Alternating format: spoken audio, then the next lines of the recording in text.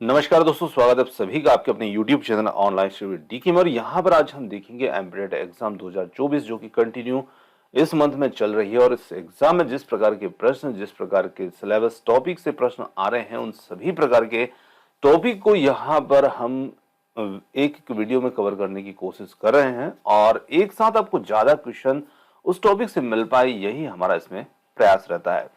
तो आज का जो हमारा टॉपिक होगा वो मिट्टी और विटामिन से संबंधित होंगे, जिस प्रकार के प्रश्न देखने को मिलते हैं। तो चलिए लेते हैं इन प्रश्नों को। और ये प्रश्न खासकर पर्यावरण अध्ययन के अंतर्गत देखने को मिल रहे हैं, वहां पर ये प्रश्न पूछे जा रहे हैं। तो यहाँ पर पहले प्रश्न की ओर बढ़ते हैं। निम्नलिखित में से कौन सा कथन मिट्टी के ढीलेपन के बारे में गलत है? तो देखिए यहाँ पर जो प्रश्न हमारा है उसमें हमें गलत कथन को देखना है कि कौन सा यहाँ पर गलत है।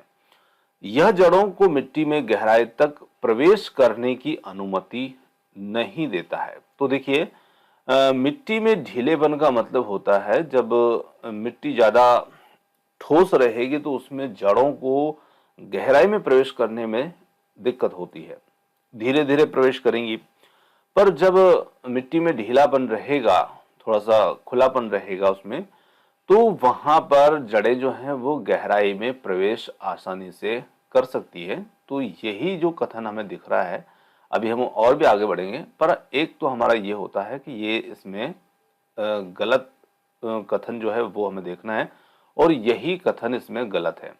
मतलब कि अनुमति नहीं देता है ऐसा लिखा है, जबकि उसमें अनुमति देता है। दूसरा देखिए, ढीली मिट्टी जड़ों को आसानी से सांस लेने देती है, ये बिल्कुल सही है। ढीली मिट्टी में मौजूद केंचुओं और रोगाणुओं के विकास में मदद करती है, ये भी सही है। तो यहाँ पर सिर्फ एक ही विकल्प हमें देखने को मिल रहा है, केवल एक, दो या तीन, या केवल तीन, या एक और तीन। तो इसमें हमारा जो उत्तर बनेगा वो बनेगा केवल एक, क्योंकि एक ही विकल्प, जो एक ही कथन है, वो हमें इसमें गलत नजर आ रहा है।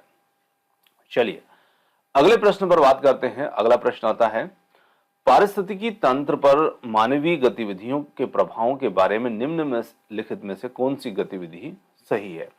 तो जो अगला प्रश्न है यहाँ पर, पारिस्थितिक तंत्र में मानवीय गतिविधियों के प्रभाव के बारे में जो भी गतिविधि यहाँ पर हमें सही नजर आती है वो हमें देखना है। तो देखिए, भूजल का ह्रास, मिट्टी की उर्वरता बढ़ाना, वन क्षेत्र में वृद्धि करना या प्रदूषण को कम करना। तो जो पारिस्थितिक तंत्र पर मानवीय गतिविधियों के प्रभाव होते हैं उनमें कौन सा यहाँ पर एक गतिविधि सही हो सकती है? तो वो हो जाती है प्रदूषण को कम करना। ये हमारा इसमें उत्तर होगा। चलिए आगे बढ़ते हैं। निम्नलिखित में से क्या जंगल का कार्य नहीं है? जंगल का जो कार्य नहीं है वो हमसे पूछा है। तो यहां पर है सतह से वर्षा जल के प्रवाह को कम करना, मिट्टी के कटाव को रोकना, स्थानीय तापमान को नियंत्रित करना, ध्वनि प्रदूषण को कम करना। तो जो जंगल का कार्य नहीं है, अब देखिए जंगल पेड़ का जो कार्य होता है कुछ हद तक होता है, पर जहां पर जो सड़कें होती हैं, सड़क के किनारे दोनों साइड में जब पेड़ लगाए जाते हैं तो उससे थोड़ा सा ध्वनि प्रदूषण और जो लाइट होती है उसको थोड़ा सा मतलब रोका जाता है, उन चीजों को। परंतु बात यहाँ पर जंगल की हो रही है ना? तो यहाँ पर ध्वनि प्रदूषण को कम करना ये जंगल के कार्यों में शामिल नहीं रहेगा। बाकी तापमान नियंत्रित करना, मिट्टी के कटाव को रोकना, सतह से वर्षा जल के प्रभाव को कम करना, तीनों कार्य जंगल के होते हैं। आगे देखिए, ग्रेनाइट, बेसाल्ट, क्वार्ट्जाइट, चूना पत्थर या बलुआ पत्थर जैसे चट्टान का एक द्रव्यमान जो कुछ मिट्टी के लिए मूल सामग्री बनाता है उसे कहा जाता है। तो उसे हम क्या कहते हैं? ऊपरी मिट्टी, एलुविएटेड, या फिर उपमृदा आधार शेल। तो इसे हम आधार शेल कहते हैं। ऑप्शन नंबर जो डी होगा वो हमारा उत्तर होगा। निम्नलिखित में से कौन सी मिट्टी के निर्माण में शामिल नहीं है? मतलब कौन से पदार्थ यहाँ पर मिट्टी के निर्माण में शामिल नहीं होते हैं? खनिज पदार्थ, पत्ते, वायु, पानी, इन सभी में से हमें बताना है। तो यहाँ पर मिट्टी के निर्माण में शामिल नहीं होंगे, वो होंगे पत्ते। देखिए पत्ते जो होते हैं वो अपघटित हो जाते हैं, मतलब कि सड़ जाते हैं, तो वो मिट्टी में तो रहते नहीं। तो यहाँ पर पत्ते इसमें शामिल नहीं होंगे। निम्नलिखित में से किस तलहट तलछटी चट्टान की प्राकृतिक उपस्थिति के कारण मिट्टी की प्रकृति अक्सर क्षारीय होती है। तो यहाँ पर हमें देखना है उस प्रकार की जो चट्टान है जिसके कारण मिट्टी की प्रकृति जो होती है वो क्षारीय हो जाती है। तो ब्रेशिया है, बलुआ पत्थर है, सिल्ट स्टोन है या फिर चूना पत्थर है। तो देखिए चूना जो होता है वो क्षारीय प्रकृति का होता है, तो निश्चित रूप से चूने की जो प्रकृति होगी उसकी चट्टान होगी तो वहां की मिट्टी अक्सर क्षारीय होगी। मिट्टी को पोषक तत्वों से भरने के लिए किसान को खेतों में रिक्त स्थान डालना पड़ता है। तो किसान को क्या डालना पड़ता है? खाद, बीज, पानी, बीज और पानी दोनों। तो मिट्टी में पोषक तत्वों को भरने की बात हो रही है और उसके लिए किसान खेत में खाद का प्रयोग करते हैं, खाद डालते हैं। तो ऑप्शन ए हमारा उत्तर होगा। निम्नलिखित में से कौन सी मिट्टी स्थायी रूप से जमी हुई होती है? तो यहां पर है जेलीसोल्स, हिस्टोसोल्स, एंडीसोल्स या फिर स्पोडोसोल्स। तो यहां पर हम कह सकते हैं जेलीसोल्स जो होती है ये मिट्टी स्थायी रूप से जमी हुई होती है। ऑप्शन ए यहां पर उत्तर होगा। अगला प्रश्न आता है, एक एक रिक्त स्थान एक मृदा वैज्ञानिक है जो मृदा विज्ञान की एक शाखा में विशेषज्ञता रखता है, जो मिट्टी की पहचान, गठन और वितरण से संबंधित है। रिक्त स्थान को यहाँ पर हमें कंप्लीट करना है तो उसे हम मृदा अभियंता कहेंगे, मृदा शिक्षाविद, मृदा विज्ञानी या मृदा अधिकारी। तो देखिए जो भी वैज्ञानिक है मृदा वैज्ञानिक तो निश्चित रूप से वो एक मृदा विज्ञानी होगा। तो ऑप्शन नंबर सी यहाँ पर उत्तर होगा। निम्नलिखित में से कौन सी मिट्टी ज्वालामुखी सामग्री के अपक्षय से बनती है? तो यहाँ पर है जेलियोसोल्स, हिस्टोसोल्स, एंडीसोल्स या स्पोडोसोल्स। तो यहाँ पर उत्तर हो जाता है हमारा ऑप्शन नंबर सी। जो मिट्टी ज्वालामुखी सामग्री के अपक्षय से बनती है उसे एंडीसोल्स कहते हैं। ऑप्शन सी उत्तर होगा। अगला प्रश्न है, निम्नलिखित में से किस मिट्टी में नमक की मात्रा अधिक होती है? तो खारी मिट्टी, रेगिस्तानी मिट्टी, काली मिट्टी या फिर है जलोढ़ मिट्टी। तो यहां पर हम कह सकते हैं कि वो जो मिट्टी होगी निश्चित रूप से जिसमें नमक की मात्रा अधिक होती है तो निश्चित रूप से उस मिट्टी को हम खारी मिट्टी कह सकते हैं और इसके लिए हमारा विकल्प ए इसमें सही होगा। निम्नलिखित में से कौन सा एक सरल उपकरण जिसका उपयोग खरपतवार हटाने और मिट्टी को ढीला करने के लिए किया जाता है, इसे हल, कुदाली, कल्टीवेटर या पाटल क्या कहते हैं? तो निश्चित रूप से यहाँ पर इसे हम कुदाली कहते हैं क्योंकि एक सरल उपकरण है जिसका उपयोग मिट्टी को खरपतवार को हटाने और मिट्टी को ढीला करने के लिए किया जाता है। आगे देखते हैं, अम्लीय वर्षा के परिणाम स्वरूप निम्नलिखित में से किस तत्व का मिट्टी से अधिक अवशोषण होता है? Phosphorus, potassium, aluminium, zinc. तो यहां पर हमारा जो सही उत्तर होगा वो होगा एल्यूमिनियम। अम्लीय वर्षा के परिणाम स्वरूप किस तत्व का मिट्टी से अधिक अवशोषण होता है? तो वो होता है एल्यूमिनियम का। आगे लेते हैं अगले प्रश्न को और अगला प्रश्न आता है, मोटी मिट्टी की दीवारों वाले घर को रिक्त स्थान रखते हैं। तो मोटी मिट्टी वाले दीवारों वाले घर को हम कैसा रखते हैं? ठंडा, हवादार, गर्म, गंदा। मोटी मिट्टी की जो दीवारें होती हैं ऐसे घर जो होते हैं मतलब घर जो होते हैं वो ठंडे रहते हैं, है ना, वहां पर गर्मी नहीं लगती है। आगे, मिट्टी पर मृदा परीक्षण करते समय निम्नलिखित में से किसका मूल्यांकन नहीं किया जाता? पोषक तत्व, रंग, संरचना या फिर अम्लता स्तर। तो यहां पर हम कह सकते हैं रंग का मूल्यांकन इसमें शामिल नहीं होता है। आगे देखते हैं, निम्नलिखित में से कौन सी मृदा खादर और भांगर मिट्टी में विभाजित होती है? रेगिस्तानी, जलोढ़, काली, लाल। तो यहां पर जो होगा जलोढ़ मृदा, ये मृदा खादर और भांगर मिट्टी में विभाजित होती है। ऑप्शन नंबर बी यहां पर हमारा उत्तर होगा। निम्नलिखित में से कौन प्राथमिक मृदा खनिज नहीं है? कैल्शियम, चिकनी मिट्टी, सोडियम या फिर लोहा। तो यहां पर जो चिकनी मिट्टी होगी ये हमारी प्राथमिक मृदा खनिज नहीं है। आगे बढ़ते हैं अगले प्रश्न को, मिट्टी के अति सूक्ष्म कण कहलाते हैं? मिट्टी, ह्यूमस, रेतीला। तो यहां पर हम कह सकते हैं मिट्टी के अति सूक्ष्म कण जो होते हैं वो कहलाते हैं मिट्टी। निम्नलिखित में से किस रंग में कार्बनिक पदार्थों की अधिकता वाली मिट्टी पाई जाती है? काला, लाल, हरा, नारंगी। तो यहां पर हम कह सकते हैं ऑप्शन नंबर ए, किस रंग में कार्बनिक पदार्थों की अधिकता वाली मिट्टी पाई जाएगी? तो वो होगा काला। इसमें कार्बनिक पदार्थों की अधिकता होती है।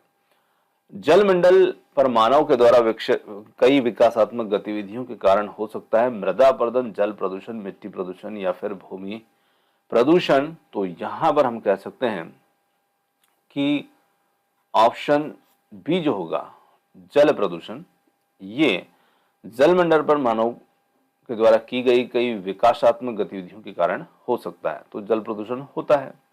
मिट्टी को निम्नलिखित में से क्या कहा जा सकता है? पृथ्वी की त्वचा, पृथ्वी की ढाल, पृथ्वी की सतह या फिर पृथ्वी की छाया। तो इसे हम पृथ्वी की त्वचा कह सकते हैं। ऑप्शन ए हमारा उत्तर होगा।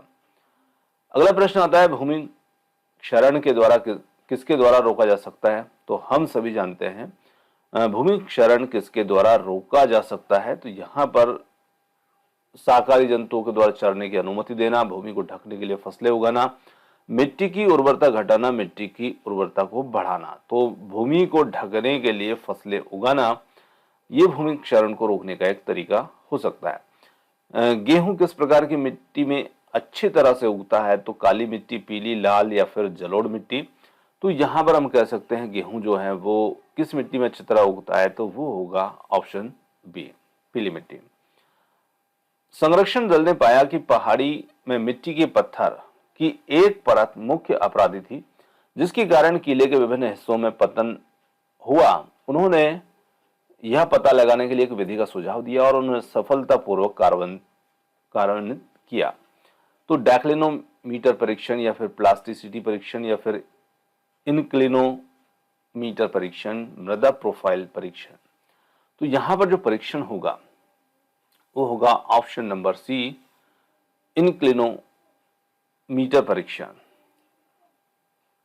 निम्नलिखित में से कौन सी मिट्टी मुख्य रूप से अपने ऊपरी हिस्सों में कार्बनिक पदार्थों से बनी हुई है? जेलीसॉल्स, हिस्टोसॉल्स, एंडीसॉल्स, स्पोडोसॉल्स। तो यहां पर हम कह सकते हैं ऑप्शन नंबर बी जो होगा हिस्टोसॉल्स, ये हमारा इसमें उत्तर होगा। गलत कथन को चिन्हित करना है। धान की खेती के लिए समतल खेत चाहिए। नारियल के बाग कम ऊंचाई पर पाए जाते हैं। समुद्र तल से 3500 मीटर की ऊंचाई पर फसल की खेती विरले ही की जाती है। और डी है ऊंचे पहाड़ी इलाकों की मिट्टी अत्यधिक उपजाऊ होती है। तो यहां पर हम कह सकते हैं ऊंचे पहाड़ी इलाकों की मिट्टी अत्यधिक उपजाऊ होती है। ऑप्शन नंबर डी हमारा उत्तर होगा। आगे अगला प्रश्न होता है कौन सा कारक घर की संरचना या डिजाइन को निर्धारित करता है? पानी की उपलब्धता, मौसम, जलवायु और सामग्री की उपलब्धता, उपजाऊ मिट्टी की उपलब्धता, और डी है पैसे। तो यहां पर हम कह सकते हैं मौसम, जलवायु की जो सामग्री की जो उपलब्धता होती है, ये कारक घर की संरचना डिजाइन को निर्धारित करता है। निम्न में से कौन सी मृदा निर्माण का कारक नहीं है? समय, जलवायु, जीव, मिट्टी का खुरदरापन। तो यहां पर हम कह सकते हैं मिट्टी का खुरदरापन जो होगा ये मृदा निर्माण का कारक इसमें नहीं होगा। निम्नलिखित में से कौन सा कथन मिट्टी के ढीलेपन के बारे में गलत है? तो ये प्रश्न हमारा जो है ये हो चुका है, जिसमें हम पहले एक वाले कारक को देख चुके हैं, जिसमें हमारा केवल एक उत्तर होगा। तो थोड़ा सा प्रश्न यहाँ पर ये रिपीट हो गया है। आगे लेते हैं अगले प्रश्न को। मिट्टी के कटाव को रोका जा सकता है। मिट्टी का आवरण बनाने के लिए पौधों को उगाना, चराई की अनुमति दें, सिंचाई में वृद्धि, वनों की कटाई। तो मिट्टी के कटाव को हम रोक सकते हैं। एक प्रश्न इसी प्रकार का हमने और भी देखा था, जहां पर फसल उगाना मतलब ये मिट्टी को कुछ हद तक रोकता है। वैसे हम जंगल, वन भी लगा सकते हैं, पर यहाँ पर वन लगाने वाला विकल्प इसमें शामिल नहीं है। तो फिर यहाँ पर हम पौधे उगा सकते हैं, पौधे लगा सकते हैं, फसल उगा सकते हैं, ऐसे विकल्प भी हो सकते हैं। आगे देखिए निम्नलिखित में से कौन सी मिट्टी भारत में सबसे अधिक उपलब्ध होने वाली मिट्टी है? खारी, लैटराइट, लाल या फिर जलोढ़ मिट्टी। तो जलोढ़ मिट्टी जो होगी ऑप्शन नंबर डी, यहां पर हमारा उत्तर होगा जलोढ़ मिट्टी। अगला प्रश्न आता है भूमि की सतह के नीचे मिट्टी या चट्टान जो पानी से संतृप्त होती है कहलाती है जलभृत, परिरुद्ध जलभृत या फिर अपुष्ट जलभृत या फिर अन्य जलभृत। तो यहां पर हम कह सकते हैं कि इसे हम परिरुद्ध जलभृत कहते हैं और इसके लिए हमारा विकल्प बी जो होगा ये इसमें उत्तर होगा। ये आप पहला नहीं समझे, ऑप्शन बी इसमें उत्तर होगा। सभी मिट्टी के आदेश या सोल में समाप्त होते हैं, जो लैटिन शब्द सोलम से लिया गया है और जिसका अर्थ रिक्त स्थान है। तो यहाँ पर रिक्त स्थान की पूर्ति हमें करना है भूमि, जमीन या वाय या है पत्थर। तो यहां पर हमारा जो सही उत्तर होगा वो होगा जमीन, ऑप्शन बी हमारा उत्तर होगा। अगला प्रश्न है विटामिनों से संबंधित। अब हमारे जो प्रश्न स्टार्ट होंगे वो विटामिन से संबंधित चलेंगे। विटामिन ए की खोज किस सन में की गई थी? 1910, 13, 1914 या फिर 15? तो विटामिन ए की खोज जो की गई थी वो की गई थी वर्ष 1913 में। अगला प्रश्न आता है कौन सा विटामिन आंखें व त्वचा को सुरक्षा प्रदान करता है? विटामिन ए, बी, सी या फिर डी? तो यहां पर हम कह सकते हैं विटामिन ए जो होता है वो आंखों व त्वचा को सुरक्षा प्रदान करता है।